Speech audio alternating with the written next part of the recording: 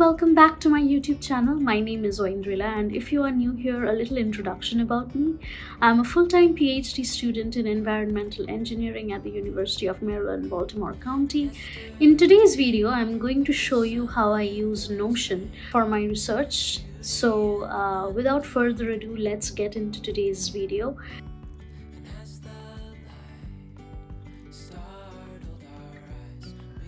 So before I go into explaining how I use Notion, I think it's important that I tell you that I'm a very new user of Notion and I'm still figuring it out. Notion definitely has a particular learning curve, and it's going to take you time to learn how to use Notion, but I would recommend start using it now because eventually you're going to figure it out and it's going to come very handy. So the way I organize my stuff is based on different projects that I have. So I have been mainly working on this particular project in the last couple of months, so I'm going to explain based on this. So I have different sections like the experimental work and the modeling work that I was explaining before, and I have my inventory where I have like a table where I have entered all the stuff that we have bought for the project, how many number and what vendor we bought them from. Then I have my prototypes, the prototypes that we have built using those stuff that we bought, and I've made a table for that as well. And this, you can embed the picture as well in your table, and you can also, so you can see I have an .xlx file, which is my Excel spreadsheet essentially, that actually has this table, and I have just imported this table from there. So I have also included the XLX file here just for reference. So if I click on that, it's basically going to open the XLX file or sort of download it and keep it, and it's just ready for use.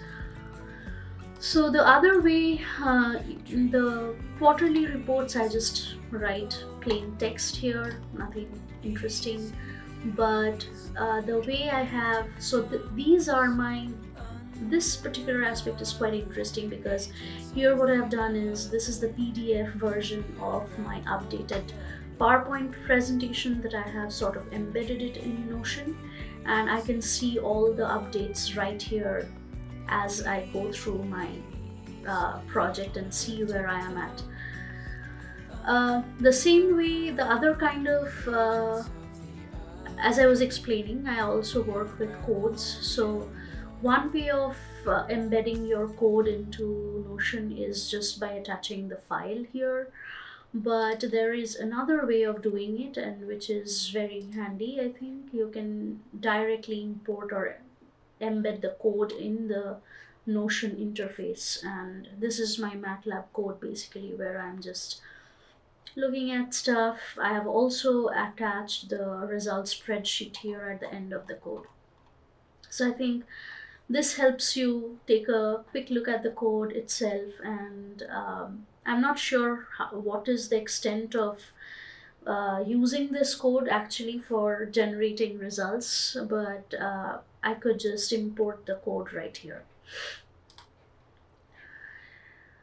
The other way of, the other feature that I use and want to use in Notion much more is the toggle version. So I also use Notion for organizing my blog stuff, blogging or vlogging stuff, and I really like this toggle version where you can just hide away pages or lengths of texts inside this toggle button, and it will make your notes look less cluttered.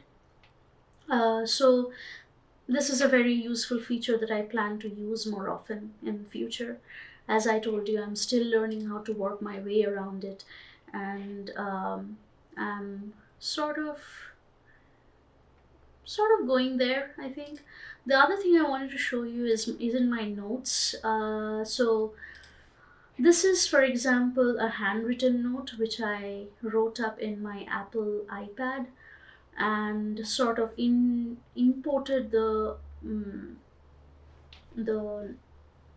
note into the Notion interface.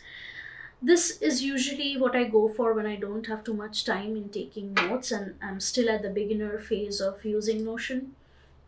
If I have more time, however, I go on and take notes directly in Notion, because why that is, because if you have to write an equation like this in Notion, you have to write a little code for it, and I am still sort of working my way around it, and I don't always have the time to do this since I'm still learning. But if you are using it from the very beginning, I would recommend start taking notes directly in Notion, because it's going to help you take notes much faster and more effectively in the future. So this is something I really like about Notion, and unfortunately, I sometimes, if since I've started using Notion much later, I still go away with taking notes on handwritten notes on my iPad and then importing it.